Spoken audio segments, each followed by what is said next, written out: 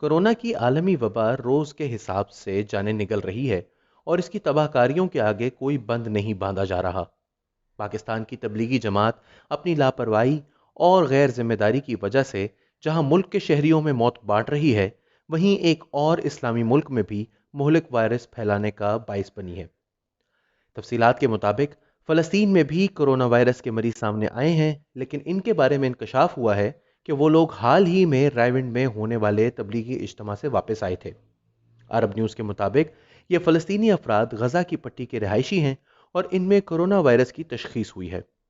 فلسطینی حکام کا کہنا ہے کہ یہ لوگ وائرس پاکستان سے لے کر یہاں آئے، انہیں علیحدہ رکھا گیا ہے اور ان سے میل جول والے افراد کی نگرانی جاری ہے، تاہم خدشہ ہے کہ اب یہ پورے فلسطین میں پھیل سکتا ہے۔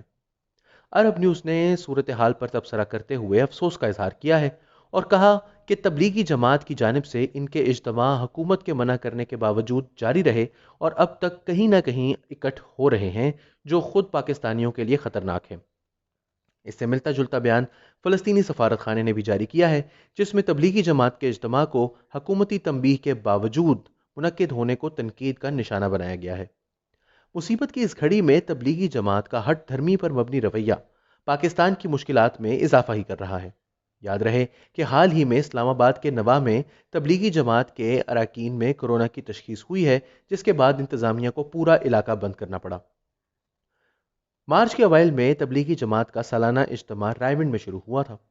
اس سے پہلے عوامی حلقوں کی جانب سے بار بار اس طرف توجہ مبذول کروائی گئی تھی اور حکومت کو خبردار کیا گیا تھا کہ وہ اس اجتماع کو روکنے کے حوالے سے اقدامات کرے، لیکن ایسا نہ ہوا اور تبلیغی اجتماع 10 مارچ سے شروع کر دیا گیا۔ گو کہ پنجاب میں شدید بارشوں کے سلسلے نے انتظامیہ کو 5 روزہ اجتماع کو 2 ہی دن میں ختم کر دینے پر مجبور کر دیا، لیکن اب کہا جا رہا ہے کہ اس دوران کئی ملکوں سے آئے افراد اپنے ساتھ کرونا وائرس لے کر آئے اور نہ صرف پاکستان میں ان کے باعث کرونا وائرس پھیل رہا ہے، بلکہ ان 2 فلسطینی افراد کی طرح دنیا کے دیگر ممالک سے آئے افراد بھی اس خطرے کی زد میں ہیں۔ اسلام آباد میں تبلیغی جماعت کے جن 6 افراد میں کرونا وائرس کی تشخیص ہوئی ہے، یہ اسلام آباد کی ایک مسجد میں 13 رکنی جماعت کے ساتھ رہ رہے تھے۔ 13 افراد میں سے ان 6 افراد کا تعلق پاکستان، جبکہ باقی 7 افراد کا تعلق کرغزستان سے تھا۔ یہ پورا گروپ اسلام آباد کے علاقے کوٹ ہتھیال بارکہو کی ایک مسجد میں رہ رہا تھا۔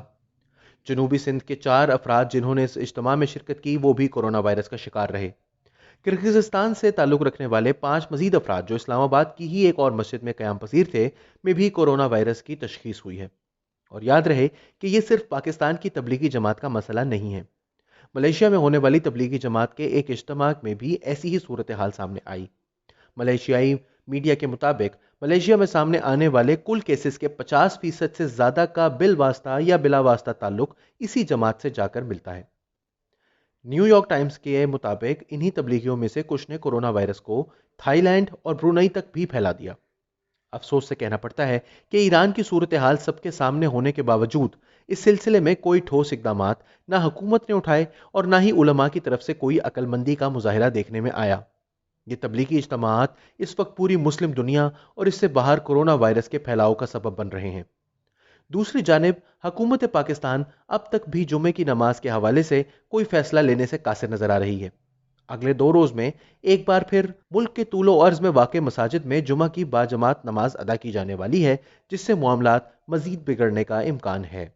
اگر حکومت نے فوری طور پر کوئی ایکشن نہ لیا اور ملک میں حالات مزید ابتر ہوئے تو اس کی تمام تر ذمہ داری حکومت پاکستان اور ان علماء پر ہی عائد ہوگی۔